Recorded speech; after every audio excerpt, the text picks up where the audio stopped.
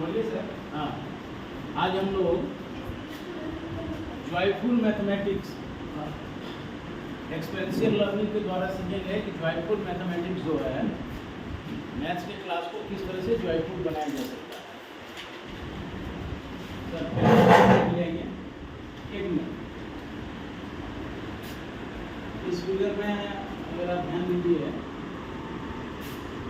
तो joyful mathematics या learning को जॉयफुल बनाने के लिए बच्चे के जहन में जो है नेचुरल सीन को जो है मिलाया जा रहा है, तो बच्चा उस एनवायरनमेंट को जो है महसूस करे और इससे जो हमारी लर्निंग होगी वो बिल्कुल जो है क्रिटिकल होगी, क्रिएटिव होगी। नेक्स्ट स्लाइड पर जाने से पहले मैं आपको बताना चाहता हूँ कि अभी भी हमने देखा है कि क्लास 6, 7, 8 और 9 के स्टूडेंट्स को टेबल में बहुत दिक्कत आती है। टेबल उनको जल्दी याद नहीं होता है। ठीक है, तो जॉयफुल तरीके से जो है ना उस टेबल को भी हम लोग बच्चों को सिखा सकते हैं। उसके लिए आपको करना क्या है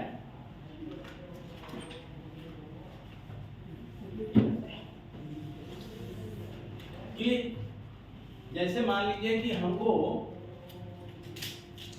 2 का टेबल बच्चों को सिखाना है, तो 2 के टेबल को सिखाने के लिए क्या करिए कि सबसे पहले आप 3 स्टिक को ले लीजिए। 3 स्टिक की जगह यहाँ मैंने 3 पेन को ले लिया है। ठीक है, 2 पेन को जो है इस पोजीशन में रखिए, जिसको हम लोग बोलेंगे कि ये हॉरिजॉन्टल पोजीशन में है, और जो तीसरा स्टिक है उसको आप वर्टिकल पोजीशन में रखिए और कुछ इस तरह से रखिए। ये देखिए, अब जैसे 2 का टेबल हम बना पा रहे हैं, तो ये 1 और 2, तो 2 इंटू ऊपर में कितने पेन को हमने लगाया हुआ है? 1 पेन को लगाया है, तो 2 इंटू 1। अब ये देखना है कि जो पेन को हमने ऊपर रखा हुआ है वह पेन जो है नीचे वाले 2 पेन से कितनी जगह पे इंटरसेक्ट या मीट कर रहा है। तो ये देखिए 2 जगह पर इंटरसेक्ट कर रहा है, एक यहाँ मीट कर रहा है, दूसरा यहाँ मीट कर रहा है। तो ये मीटिंग पॉइंट जो है उसके प्रोडक्ट को देगा या उसके रिजल्ट को देगा। तो वो हो गया 2 1 जा 2। अब धीरे धीरे पोजीशन पेन का यही रहेगा, नीचे वाला हॉरिजॉन्टल का। वर्टिकल में आप पेन की संख्या को बढ़ाते जाइए, और जैसे जैसे पेन की संख्या बढ़ती जाएगी मीटिंग पॉइंट का नंबर बढ़ता जाएगा, और उस हिसाब से जो है हमको वो टेबल जो है ना, टेबल का जो परिणाम है वो हमारे सामने आता जाएगा। तो इसी तरह से खेल खेल में बच्चों को हम लोग जो है टेबल के बारे में जानकारी दे सकते हैं, और बच्चे बड़े इंजॉय होकर जो है ना इस तरह के टेबल को सीख सकते हैं। चलिए सर नेक्स्ट स्लाइड पर आ जाइए।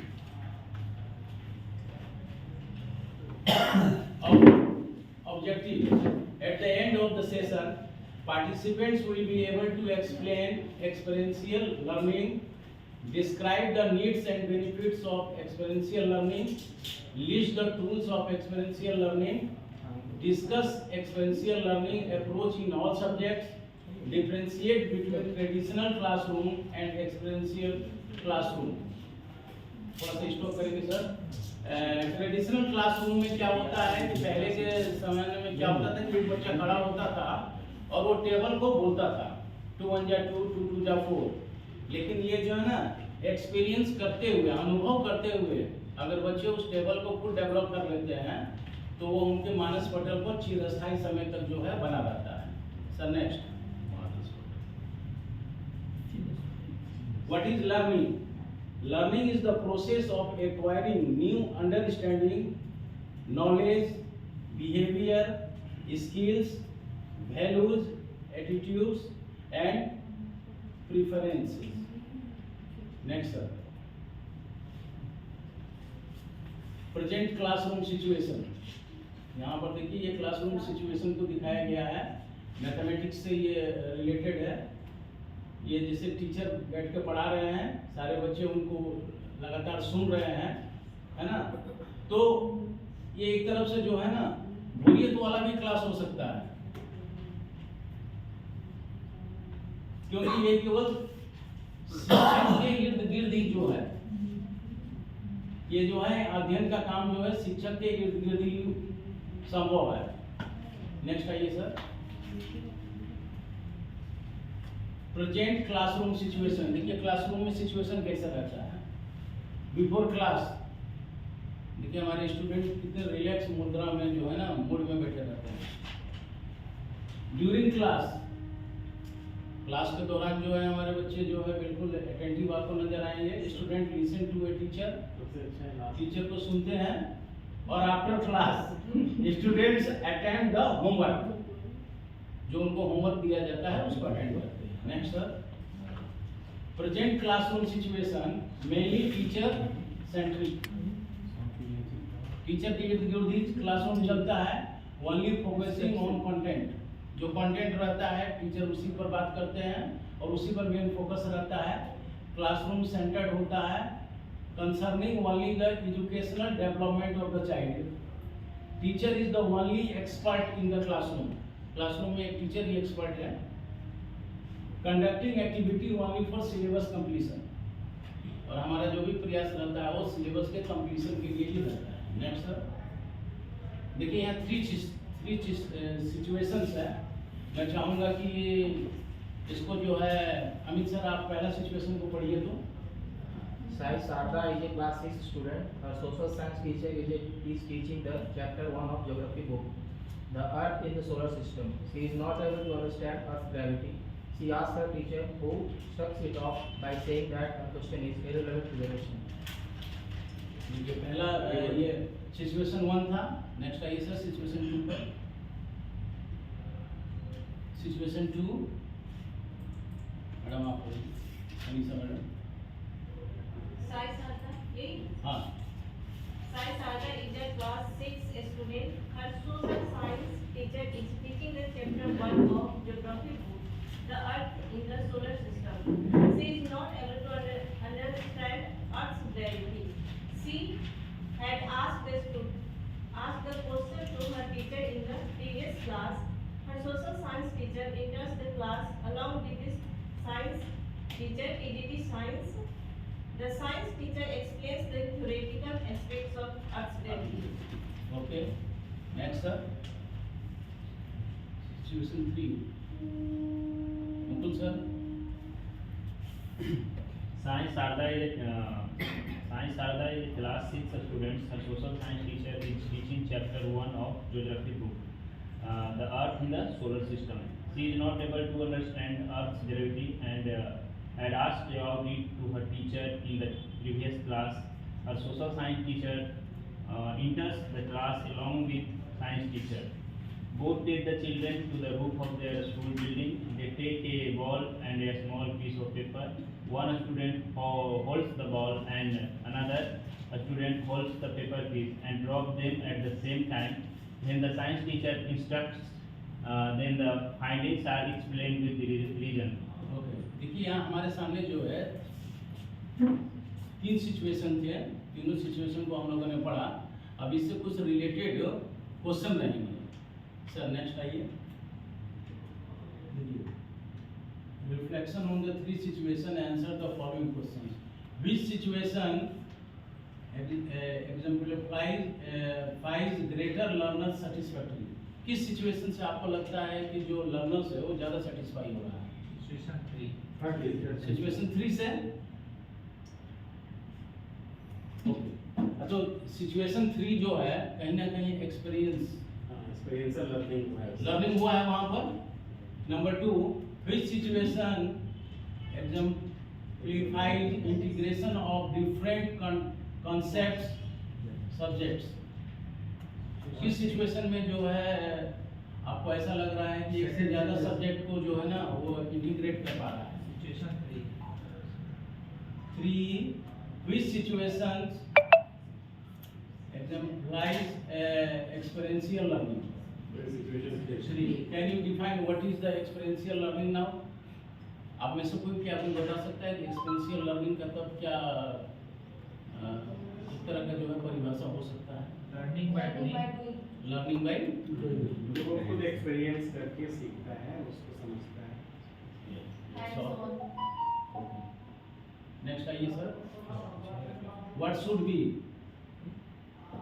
Mainly teacher centric, only focusing on content delivery, students usually work individually, concerning only the educational development of the child, और student centered में focus on all the three domains of learning के three domains होते हैं, more focus on peer learning, all round development of the child।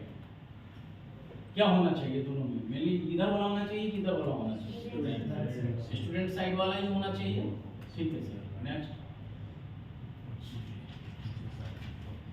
Next आइए sir, देखिए national education policy 2020 school education equitable and inclusive education, service environment and culture, recruitment and deployment, teachers, curricular integration of essential subjects, holistic development of learners, ये सारी चीज जो है ना holistic development of learners के हैं sir. Next, implementation by NEP 2020 in all stages, experiential learning will be adopted including hands-on learning। जो भी आपके पास जो 3 क्वेश्चन आए थे उनके सारे जवाब यहाँ पर है। हैंड्स ऑन लर्निंग, बच्चा खुद जो है रोड पर जाता है और वहाँ से गिराता है तो हैंड्स ऑन लर्निंग कर रहा है। Arts integrated and sports integrated education, story telling based pedagogy among others as standard pedagogy within each subject and with explorations of relations among different subjects।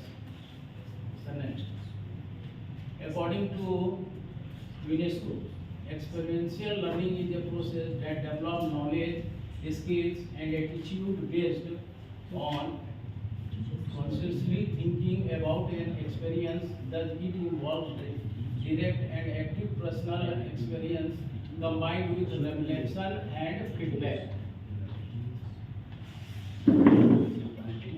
NCF 2005 says children learn in a variety of ways through experience, making and doing things, experimentation, reading, discussion, asking, listening, thinking, and reflecting, and expressing oneself in speech, movement, or writing, both individual and with others. They require opportunities of all these kinds in the course of their development। Next, sir. Next slide। Experiential learning का देखिए अब यहाँ पर जो है ना definition आ रहा है। Experiential learning means learning from experience और लर्निंग बाय डूइंग। ऑलरेडी आप लोगों ने ये जवाब भी दिया हुआ है, learning by doing. Experiential learning first immerses learners in an experiences and then encourage reflection about the experience to develop new skills, new attitudes and new ways of thinking। David A Kolb 1994 traditional classroom और experiential classroom में ये जो है difference को बता रहा है। In a traditional classroom children are passive learners of facts and numbers who repeat sometimes that taught to them। The traditional classroom is reliant on conservative power setup, whether the teacher is the rule maker and children constantly understands what is being expected of them। Children are able to speak only when they are allowed to। Competition is encouraged and teaching is focused on getting results। ये जो है traditional classroom की ये खासियत थी पहले कि teacher चाहेगा तभी बच्चा बोलेगा और मेन फोकस जो हमारे रिजल्ट पर ही रहता था। लेकिन एक्सपीरियंशियल क्लासरूम में क्या होता है, a classroom concentrated on experiential learning is dynamic. The room is organised so that the focus is not on the teacher but on the subject and the learners. Teacher के साथ साथ subject और learners को भी ध्यान रखता है। They bring the subject to life with experimenting, collaborating and child focused activities The process involves discover and exploration. Children are directed towards self-learning, which emphasizes the joy of discovery. The next. Why experiential learning? Bridges the gap between theory and practices. By moving beyond theory of the realm of learning by doing, students get a first-hand experience of practicing what has been taught. This plays a crucial